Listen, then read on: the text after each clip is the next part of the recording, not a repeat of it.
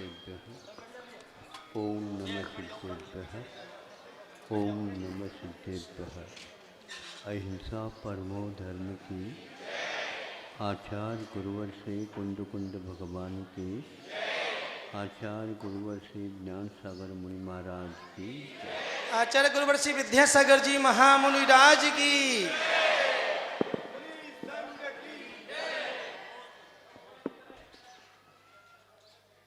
प्राय करके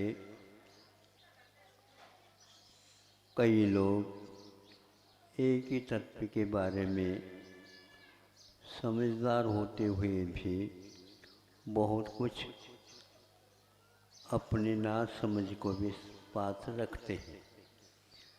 इसको दोनों को दृष्टि में रख कर के एक चिंतन का विषय आगम के आधार पर दिए जाएंगे।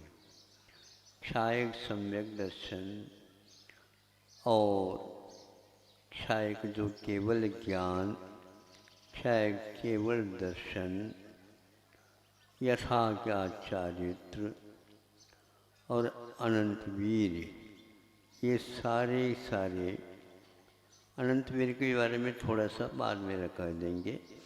ये सारी की सारी चीज़ें भावों की अपेक्षा से समवाय संबंध रखते हैं।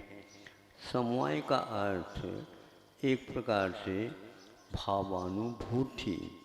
तो केवल ज्ञान और क्षायक सम्यक दर्शन, क्षायक सम्यक दर्शन वैसे होने के अपेक्षा से, उत्पन्न होने की अपेक्षा से चतुर्थादि गुणस्थान से लेकर के सप्तम गुणस्थान तक भी होता, ऐसा आगम का उल्लेख है। किंतु वह कई लोग इसी को पूर्ण मान करके केवल ज्ञान के अंश के समान अनुभव में लाना चाहते हैं।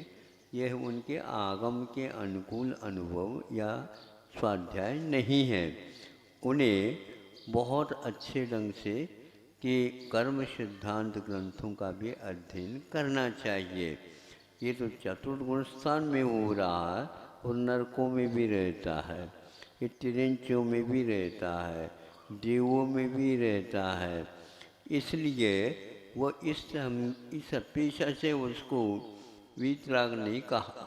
किंतु वीतरागता के साथ जिनका संबंध हो गया है उस क्षायक सम्यक दर्शन की बात यहाँ पर कही गई आगम में। उन लोगों ने समझा ये हमारे चतुर्गुण स्थान में भी हो गया। ये बहुत ही बड़ी भूल मानी जाती है। इसलिए उन्हें ये कहना चाहिए जहाँ पर केवल ज्ञान होता है वह 13वां गुणस्थान होता है। 13वें गुणस्थान में जो रहेगा क्षायक सम्यक दर्शन, वह केवल ज्ञान के समान, केवल दर्शन के समान और यथाख्यात चारित्र। यहाँ तो चारित्र तो रहता ही नहीं, तो चारित्र का विकास इतना हो गया वह और क्षायक सम्यक दर्शन एक अनुभव में नहीं आते।